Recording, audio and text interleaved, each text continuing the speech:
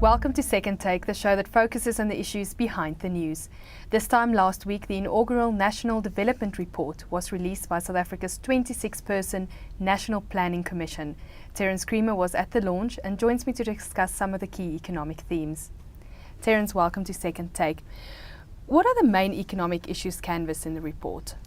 Well, the overarching objective by 2030 is to try and eliminate poverty and to radically reduce inequality in South Africa.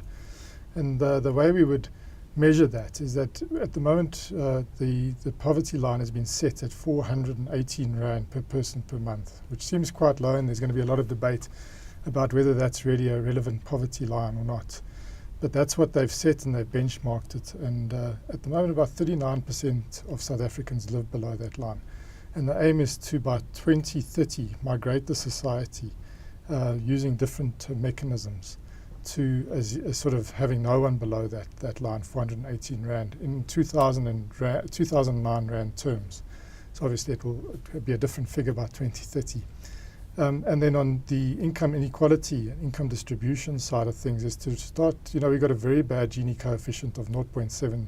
It's 0.7 at the moment, with 0 being equal and anything higher than that being unequal, which is one of the most unequal societies in the world. So we aren't as ambitious in getting rid of that inequality, but to move that in the right direction at least by 2030 to 0.6. So those are the big overarching targets. But the economic themes that underpin it, the macroeconomic theme, is that we need to get our growth rates up to above 5.6% yearly over the period from now until 2030, and we're nowhere near that. We know that we've just come out of a recession. A few years ago, the recovery has been quite slow, and we've had to revise our growth targets back to 3% for this year. And it's going to be interesting to see if we actually do get to that level, given what's happening now with a lot of our trading partners. A lot of talk about slipping into double-dip recession in Europe, especially at the moment. And the other thing is to raise our savings rates quite radically from where they are now, because it is a constraint to growth and investment. And then there's a lot of microeconomic reform that we're talking about, getting the entrepreneurial activity going, sort of getting people more entrepreneurial, innovative, opening more enterprises. And that really requires an environment that's investor-friendly, business-friendly. And I think from a government perspective, you need to have the basic infrastructure in place in order for business to happen. So there's a lot of emphasis in the report around trying to upscale our infrastructure, deal with the backlogs, whether that's social infrastructure from housing and sanitation to schools, through to the economic infrastructure, which is the railway lines, especially the freight railway lines, our road networks, our ports, our power stations, etc. So there's a lot of economic food for thought in the document, and I think it's going to take some time to digest. And of course, there's also the whole issue of climate change and the environment and water security, which is going to be a major theme if the worst case scenarios on the climate do come true. Then the report, it's a 430-page document, so it deals with a lot of other issues that aren't necessarily directly economic, but have an impact on how this society works and the amount of social cohesion in it. So it's got interesting ideas that South Africans should try and commit to try and foster that cohesion. From the way we run our public service, at the moment we've just had an out-of-control wage bill and not a very professional service, a revolving door type syndrome where people are in and out of government departments, through to, do we have catered deployment type exercises. So those are interesting themes to really look at, and very important ones. So the way we remunerate and appoint state-owned enterprises, chief executive officers, etc. There's a lot to digest in this report, and all of these ultimately have some sort of economic or social spin-off. But as I said, the ultimate objective is creating the conditions really to grow employment massively. So the target set is 11 million jobs by 2030, and going in stages. So we've got the new growth path, which says we must get to 5 million new jobs additional by 2020. And that we can see a lot of work and action around at the moment, but it's it's going to be a very tall order. I think even President Zuma has raised some questions about whether we can meet that 5 million jobs. But the Planning Commission chairperson, Trevor Manuel, said we have to aim for something better than that. Otherwise, we're not going to reduce our unemployment rate to the top 6% type level is what they're aiming for or full employment. So we're going to have to create a lot of jobs in this economy. We're nowhere near it, but it sets this sort of framework for doing the two big ticket items that have to be the focus for the next 20 years, which is to reduce or to eliminate poverty, reduce inequality, and the only way to really do that is a massive jobs injection. One of the micro topics discussed is the transition to low carbon as well as climate resilience. Do you think South Africa is ready for such a radical transition? I think it's going to be it's a difficult call. I think we're hosting COP17 in 10 days' time, and there is a lot of focus on this issue at the moment. So we're looking at the green economy, not just the downside of climate change, but the green economic spin-offs of climate change, and there is potential to create jobs and to have a different type of energy mix in the future, as well as to create jobs in biofuels and in actually protecting what they call environmental infrastructure. So the plan, the National Development Report, actually suggests that we should have something like 2 million direct jobs, almost not just work opportunities, but public works type jobs that are almost like permanent basis jobs by 2030. And that would really be, that would be ready to deal with some of these climate resilience issues. The way we deal with alien vegetation, and that's been a very successful program. And also, but there would be other, non-environmental infrastructure type issues within that 2 million. But there is a focus on that even there. So I think the transition, it's on the agenda. There's a lot of discussion about how we do it. We've got the climate change policy now. Document is out.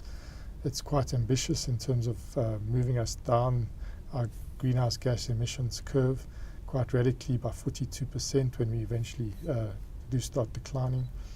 And I think that there's going to be a lot of attention to pay to the issue of putting a price to carbon, whether we should do that. Other countries are starting to move in that direction. Europe has had a sort of pricing of carbon for some time. Australia's got a very interesting and very contentious carbon tax being introduced from next year. So it's a front and center issue. How South Africa transitions, we're going to have to just be very careful. While there are the green job opportunities, in fact we hear 300,000 in the new growth path between now and 2020. If we don't manage it well, the transition well, we'll have a spike in electricity prices, we'll have a spike in fuel prices, we'll have all sorts of things that could be kind of constraint and displace jobs in other sectors. So are we ready? No, I don't think we're ready yet. I think there's a lot of work to do at the company level to understand what we can do to reduce our emissions, because we've got these energy intensive companies, and at the government level and the policy level to understand how we best do this transition and don't forfeit the big picture issues, which are the creation of 11 million jobs or 5 million jobs first by 2020 and 11 million jobs by 2030, and obviously moving to reduce inequality and eliminating poverty. Much of the commentary focused on the implementation of the plan. Do you think South Africa can implement this plan? Yes, I think that's been quite off the mark, the commentary around this very strong focus. Can we implement? Do we have the budgets? Can we see it starts coming through into the budget next year? I think, this is the National Planning Commission's first document. We've got a 26-member commission of eminent South Africans. They've sat and they've applied their mind in an independent way to the challenges facing South Africa. And they've put it down on paper, which is obviously sets the framework, and it's an intellectual framework that we now need to engage with it. And it doesn't mean the answers are all there, and a lot of those choices and decisions that are made. For instance, there's discussion around mineral rights. I think that was quite timely, and it sets in motion, the final, closing down of the nationalisation debate. I think we're not there yet, but I think we're in the process of really winding that down and saying, we really have to, if we want to get to these targets, we have to crowd in foreigners. We have to use foreign investment, whether it is in renewable energy space or green economy space or in the mining space. So it sets that intellectual framework. It provides, there was this void in some ways and it was occupied by the nationalisation debate. And I think why the plan is important is it offers another sounding board, another place to, it's ideas rich, it's another place to engage for business, government, labour and community organisations to really think about how we deal with, and I think they've hit the nail on the mark, what are our two big problems, and it's really the issue of poverty and inequality, and how do we really get there. And they've made suggestions in the plan, and not everything in that plan is implementable. There are aspects that are very implementable, because they're really part of what government's doing, around solar water geysers, around the infrastructure programs, because they've got Eskom already doing a lot of that work. They've already got Transnet building a lot of the railway lines. They've already got a big BRT program on public passenger transport. They've already got a plan to really upscale passenger rail. All those sort of things are already in motion. So the plan doesn't just come out of thin air.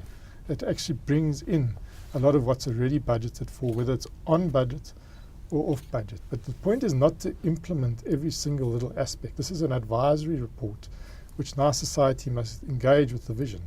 Yes, we agree with that aspect. No, we don't agree with that aspect. I mean, I imagine there's going to be a lot of unhappiness from some sectors around the fact that the plan says, we've got this massive unconventional gas resource that probably should be fracked, and maybe we should be looking at exploiting it over the next couple of decades. There's going to be an engagement around that. So just because it's in a plan doesn't mean it's going to be implemented. That's not the point of the plan. I think the real idea of the plan is to try and fill the sort of intellectual voids that developed in society that were occupied by some of the silly ideas that came out over the last few years.